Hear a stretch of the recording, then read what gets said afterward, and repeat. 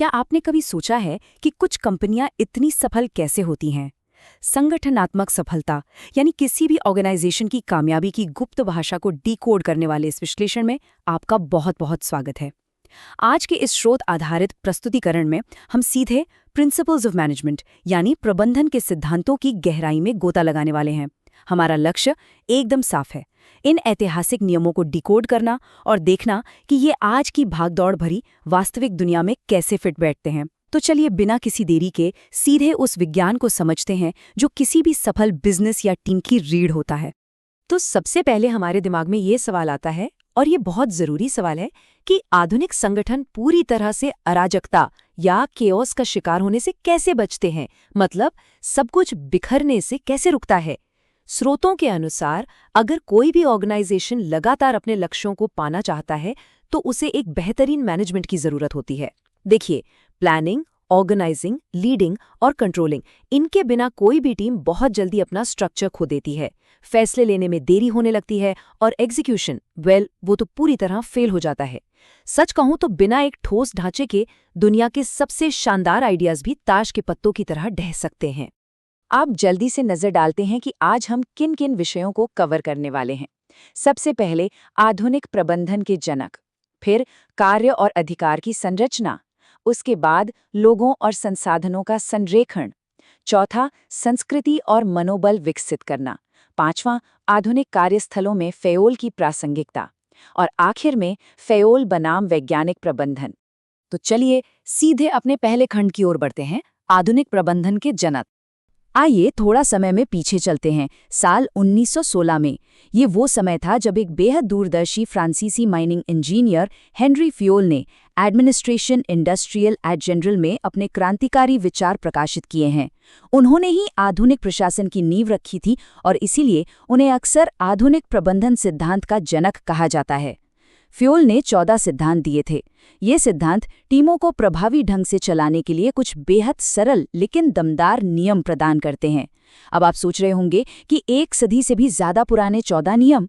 चिंता मत कीजिए, हम इन्हें रटने नहीं बैठे हैं, बल्कि हम ये देखने वाले हैं कि कैसे संगठनात्मक दक्षता के लिए उनका ये टॉप डाउन नजरिया आज के मॉडर्न ऑफिस स्पेस में भी बिल्कुल सटीक बैठता है।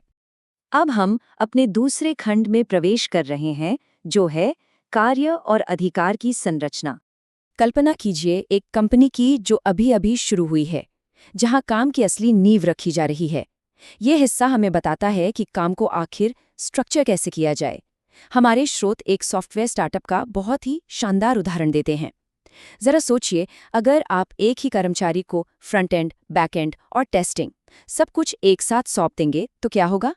वो इंसान पूरी तरह से बर्नआउट का शिकार हो जाएगा। इसके बजाय कार्य का विभाजन यानी डिवीजन ऑफ वर्क विशिष्ट काम सौंपकर आपकी दक्षता को कई गुना बढ़ा देता है। इसके साथ ही अधिकार और जिम्मेदारी ये सुनिश्चित करते हैं कि जिस व्यक्ति से जवाब मांगा जाएगा उसके पास फैसले लेने की पावर भी होनी चाहिए। आदेश की एकता या यूनिटी ऑफ कमांड का सीधा सा मतलब है कि एक कर्मचारी का केवल एक ही बॉस हो ताकि कोई कंफ्यूजन ना हो। वहीं दिशा की एकता ये पक्का करती है कि पूरी टीम एक ही मास्टर प्लान पर काम कर रही है।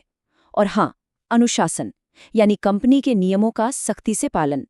सच कहूं तो इन बुनियादी नियमों के बिना आज के किसी भी स्टार्टअप का टिके रहना किसी चमत्कार से कम नहीं होगा। अब इस स्केलर चेन के बारे में जो बात वास्तव में दिलचस्प है वो ये है कि फ़ेओल ने इसके महत्व पर कितना ज्यादा जोर दिया था। ये असल में कम्युनिकेशन की एक बहुत ही स्पष्ट और अटूट श्रृंखला है। स्रोत के मुताबिक एक स्पष्ट ऑर्गेनाइजेशनल चार्ट होना ही चाहिए ताकि हर एक कर्मचारी को पता हो कि पदानुक्रम यानी हायरार्की में उनकी जगह कहाँ है और उन्हें किसे रिपोर्ट करना है। इसे ऐसे समझिए, एक स्कूल में शिक्षक अपने विभागाध्यक्षों को रिपोर्ट करते हैं जो फिर प्रिंसिपल से बात करते हैं। ये एक अटूट लाइन है जो ये सुनिश्चित करती है कि सारा काम बिना किसी रुकावट के सुचारू रूप से चलता रहे। चलिए आगे बढ़ते हैं हमारे तीसरे खंड की ओर, लोगों और संसाधनों का संरेखण। तो एक बढ़ता हुआ संगठन अपने लोगों और अपनी भौतिक संपत्तियों को एक साथ कैसे अलाइन करता है? देखिए, एक कंपनी को एकदम स्मूथली चलाने के लिए टीम के सामूहिक हित को हमेशा व्यक्तिगत प्राथमिकताओं से ऊपर रखना चाहिए। इसे व्यक्तिगत हित की अधीनता कहते हैं। इसके अलावा काम के बदले कर्मचारियों को उचित वेतन मिलना ही चाहिए, यानी पारिश्रमिक। स्रोत हमें साफ तौर पर बताते हैं कि वेतन में भेदभाव होने से आप अपनी सबसे बेहतरीन प्रतिभाओं को खो सकते हैं। केंद्रीकरण या सेंट्रलाइजेशन के जरिए एक कंपनी को टॉप मैनेजमेंट और निचले स्तर के बीच निर्णय लेने की शक्ति का एक बहुत ही नाजुक संतुलन बनाना होता है।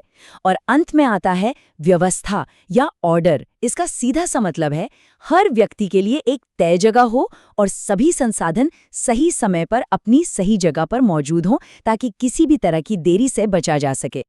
अब आते हैं हमारे चौथे खंड पर, संस्कृति और मनोबल विकसित करना। आइए देखते हैं कि ये सब फेओल के ढांचे के मानवीय संबंधों वाले पहलू से कैसे जुड़ता है।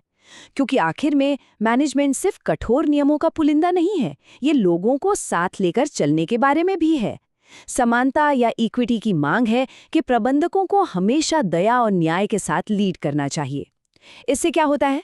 इससे कर्मचारियों में वफादारी पैदा होती है। कार्यकाल की स्थिरता यानी बार बार कर्मचारियों के काम छोड़ने की दर को कम करना, नए लोगों को सेटल होने के लिए थोड़ा समय देना और उन्हें जॉब सिक्योरिटी का एहसास कराना। और बात जब पहल यानी इनिशिएटिव की आती है, तो आपको अपने कर्मचारियों को नए विचारों और सुधारों के लिए खुलकर प्रोत्साहित करना चाहिए।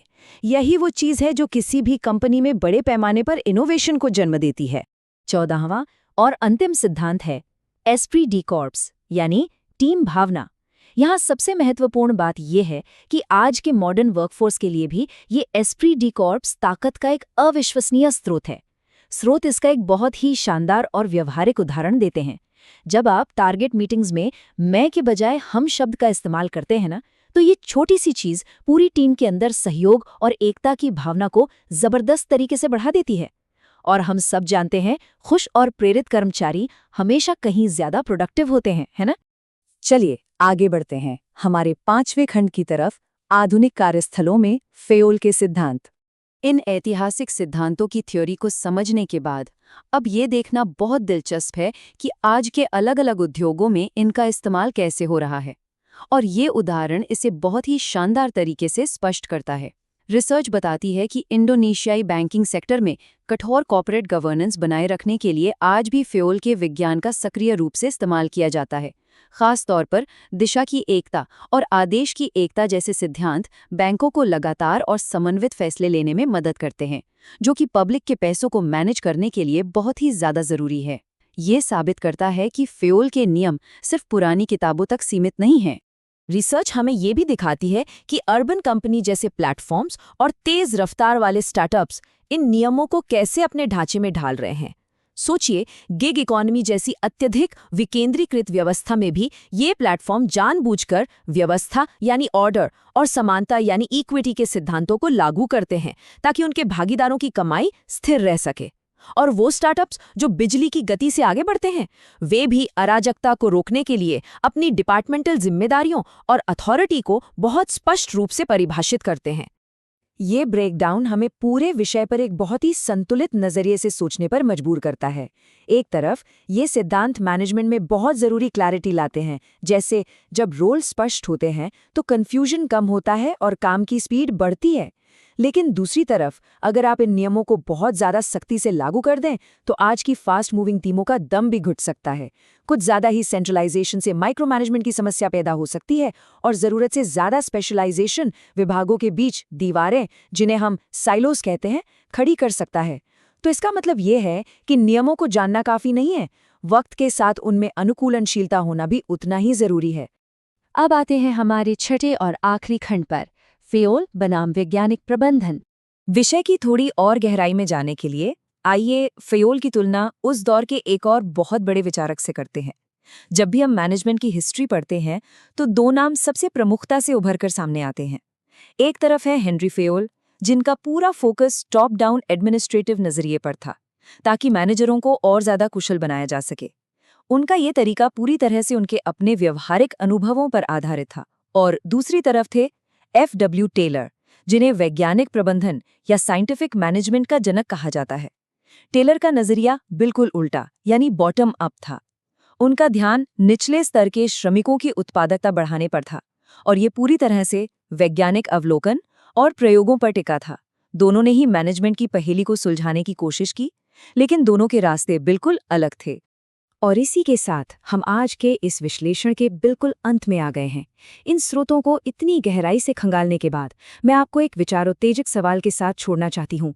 आज के इस युग में जहाँ आर्टिफिशियल इंटेलिजेंस तेजी से हावी हो रहा है और दूरस्थ कार्य यानी रिमोट वर्क हमारा नया नॉर्मल बन चुका है, जहाँ टीमें पूरी दुनिया में बिखरी हुई हैं, वहाँ 1916 का ये मैनेजमेंट ढांचा कैसे सर्वाइव करेगा? क्या आने वाली सदी में भी फ्यूल के सिद्धांत काम आएंगे? शायद समानता, पहल और टीम भावना ही वे मूल मंत्र होंगे जो इस नई दुनिया में सबसे ज्यादा गूंजेंगे। इस बारे में सोचिएगा जरूर। ये सवाल किसी भी मैनेजमेंट स्टूडेंट या प्रोफेशनल के लिए बेहद रोमांचक है। हमारे साथ इस विषय को एक्सप्लोर करने के लिए आपका बहुत बहुत धन्यवाद।